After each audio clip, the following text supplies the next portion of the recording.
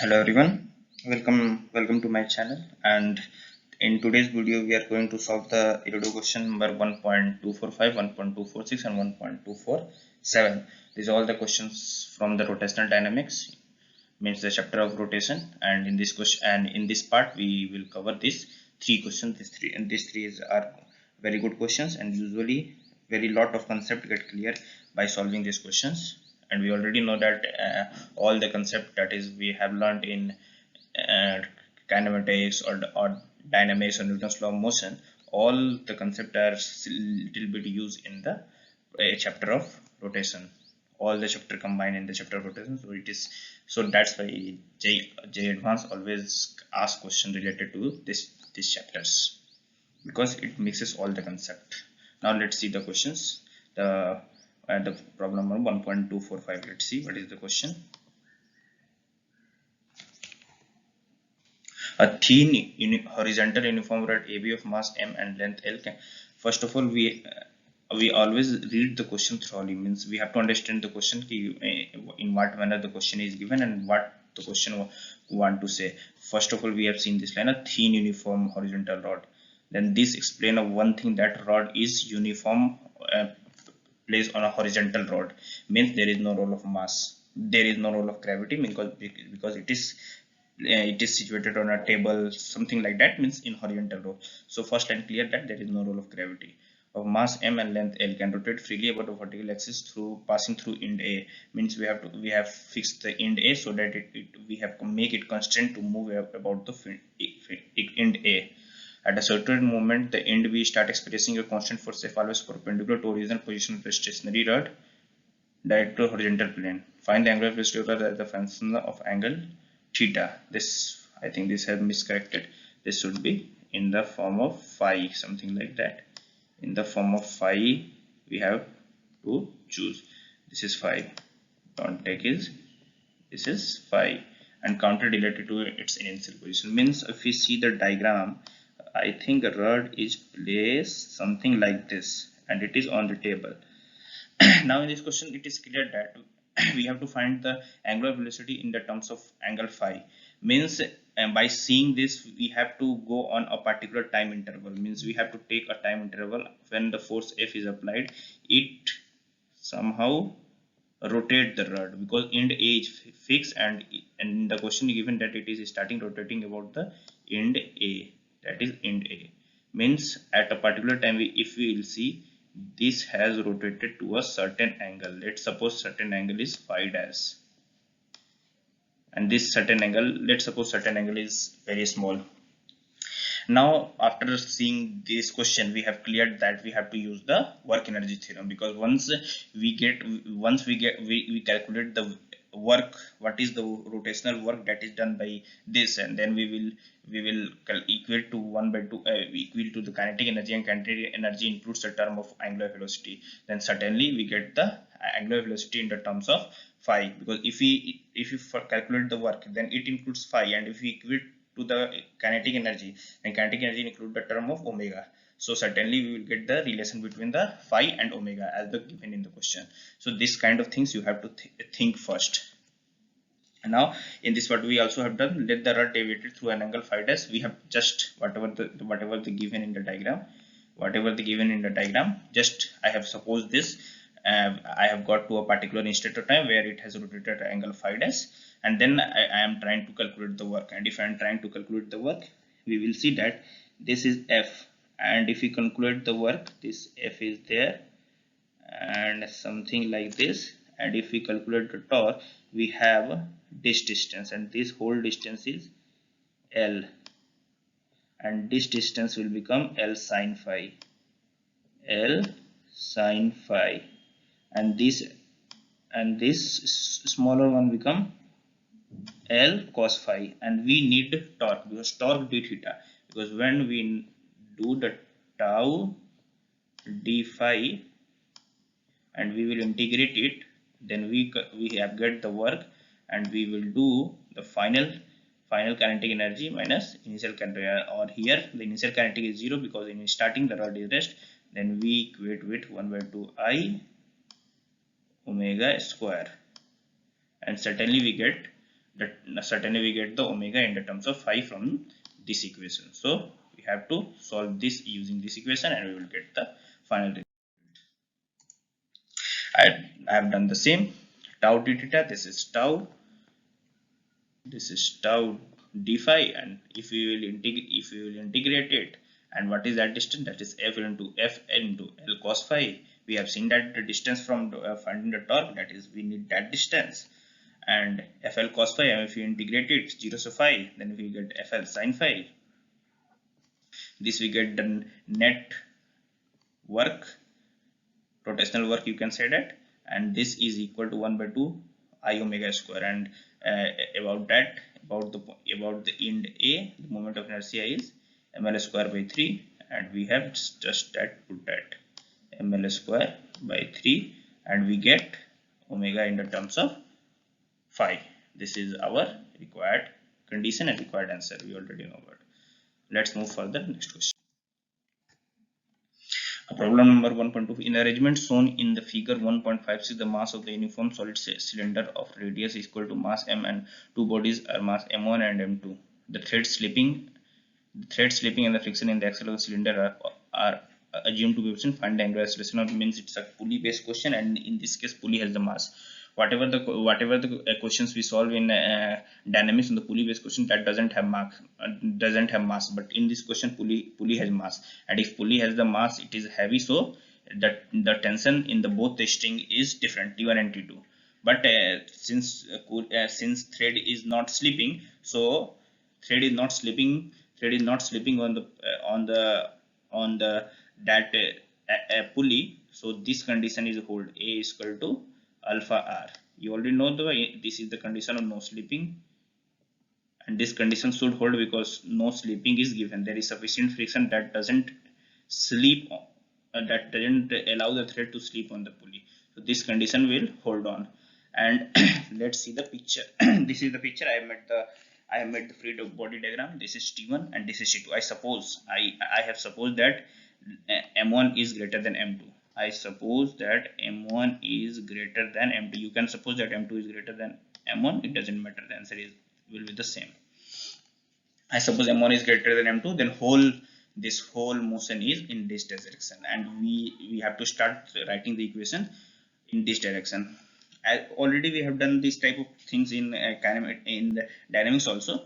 So the two equations are same. That is M1. That is this M1G, and the upper is T1 and niche M1 into W. So this equation is just same as M1G minus T1 is equal to M1 into W, and this equation just same, T2 minus M2G is equal to M2 into W. These two equations are same, and one equation we have to write of the rotation case. These two equations we have given M1G, whatever I have said earlier, just 1 second, 10 seconds before, M1G minus T1 is equal to M1W, and is W, this is acceleration, and that is equal to beta into R. A is holding with A is equal to alpha R. I already said that the no slipping condition is holding because here there is no slipping in between the thread and the pulley, so this condition holds, and this is same. And the T2 minus M2G is equal to M2W. This can also be written as beta R because the condition of no slipping is still holding. And this equation we get from the torque equation. This is what T1, since we have supposed that this part has it is moving in this part, so we have written the equation of torque. The net torque T1R, and other one T2R. This is the net torque, and this is I into alpha, and this is alpha. This is angular acceleration, or I, we know about that mr square by 2 because it's a solid cylinder. It is acting like a disk. Then mr square by 2 into beta. This is the equation we get, and simultaneously we solve equation number 1 because we have 3 equation and 3 unknown. And if we solve the equation, we get the T1 and T2, as well as we get the acceleration also, because there are 3 equation and 3 unknown. In this part, we always see that how many equations we have and how many unknowns we have. In this part, we have 3 unknown, that is acceleration, T1, T2, and by doing these 2 equations, we cannot solve this question, so we need the equation of torque also, and this equation we get the torque. And after that, we have certainly known that there are 3 equation and 3 unknown, and we get, after simultaneously solving these three equations, we get T1 and we get T2, as well as we get, if in certain question also ask the acceleration, then we also get, and if we ask about the angular acceleration, then also we get angular acceleration also. So I think you have now understand how to solve this question. Now let's move further. Next problem. Figure 1.247, problem number.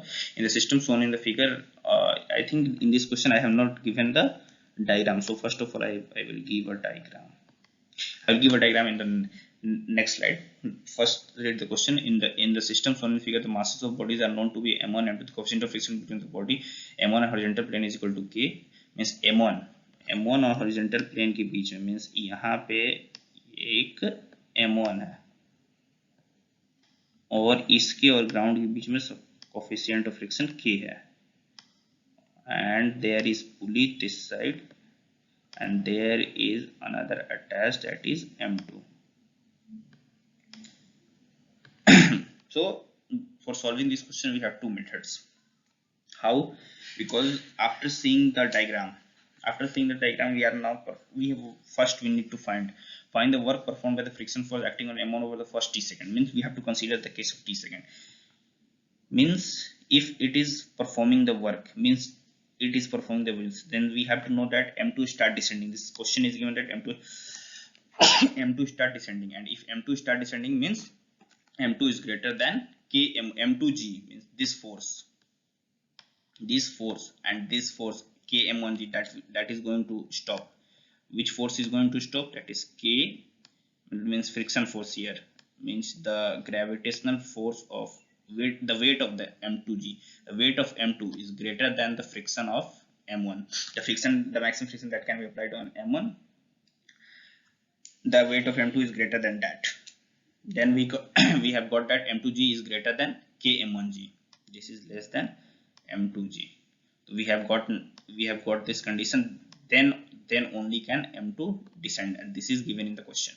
The m2 start descending, and when m2 start descending, we can solve this question in two parts. But one is some type of trick method, but other was is a good method, because when all the system is certainly moving in this direction, then it is sure that the size of thread is not changing. So all the system have same acceleration, and when we have the same acceleration, we can use the three equation of motion, because that three equation of motion, v is equal to u plus at, s is equal to ut plus half ht square, and v is equal to u square plus 2as. These all are applied for the constant acceleration. So here we have seen that the constant acceleration. So we have to work performed by the friction force. We have to perform the work by friction force. How can we apply? Friction force is in direction km1g, and we have to calculate the displacement, whatever the displacement that occur in time t. And if we got the displacement, then km1g into displacement is the work, means force into displacement ds. The integration is the work, and force, since force is the constant, then force come out of the integration. Then we have to calculate only displacement of this part, displacement in time t. We have to see the condition of time t. We will do the work energy. We will apply the work energy theorem. Let's suppose after time t this has moved to a certain height h, and if this has moved to a certain height h, we will conserve the work energy theorem, and we will, if we write the weight, that is m2g into h, this will come on, and another work is minus this force, the friction force. We have this also have done the work, but in opposite sign, because this is km1g, and if this has gone h, then this also has gone h. Then this is the network, and this is equal to final kinetic energy minus initial kinetic. There is, in starting there is no kinetic energy. Final kinetic energy is, we have to write the translation kinetic energy of this 1/2 m1v square, 1/2 m2v square, and this of the rotational kinetic energy, that is 1/2 I into omega square. So I think now I have understood the explanation. Let's see the solution. Whatever this you get now, the equation that is I am talking about, that is this m2g put here, but for solving process I have put there. I add with this. If suppose this is not here, this is here, m2gh This is the work done and this is the kinetic energy. This is the 1 by 2 m1 v square, the translation kinetic energy of the two blocks that have the same velocity, and this is the rotation kinetic energy of the pulley. So total kinetic energy is equal to work done. This is the work energy theorem. And by doing this we have got the equation in terms of, and v is equal to omega are also hold. Now now as the system, whatever I have talked about, the system mm1 is under constant for the acceleration of m1 and m2 is constant. In addition to this velocity, the acceleration of m1 m2 is equivalent to v and omega, because the length of the thread is constant. Whatever I have talked about, मैंने जो बताया वो यहाँ पे बस words में लिखी हुई है कि लेंथ ऑफ थ्रेड कांस्टेंट, इसीलिए हम लोग एक्सेलरेशन को सेम कंसीडर करेंगे, और अगर एक्सेलरेशन सेम है तो हम इक्वेशन ऑफ मोशन लगा सकते हैं. And we will, if I apply the v square is equal to u square, u square 0, then finally v square is equal to 2gh. And then from there we get the acceleration, and once we get the acceleration, once we get the we have to calculate the acceleration. When we once get the acceleration, then for finding the displacement we need what? Ut is 0, then 1 by 2 time, already we know that is given in the question, so we have to calculate the acceleration. Once you get the acceleration you get everything, because this will be the displacement, and once we get the displacement we will get the work. I have already said what km1g into this s is your what? This negative, it's your work that is given in the question. So we have to calculate the acceleration, and acceleration we get from here. And then let's see this for the solution. V square is equal to 2gh, and this acceleration we get by putting that, and this as once we get the acceleration, then same s is equal to 1 by 2 t square, and that km1g into 1 by 2 wt square, whatever I have said, this wt square from equation of motion, and once we get calculator we get the answer. we have solved all the questions whatever we have discussed. This is all very good question. This all include the concept of Newton's law of motion as well as kinematics and some part of rotation also. So these three are good questions. Now we have done. Thank you.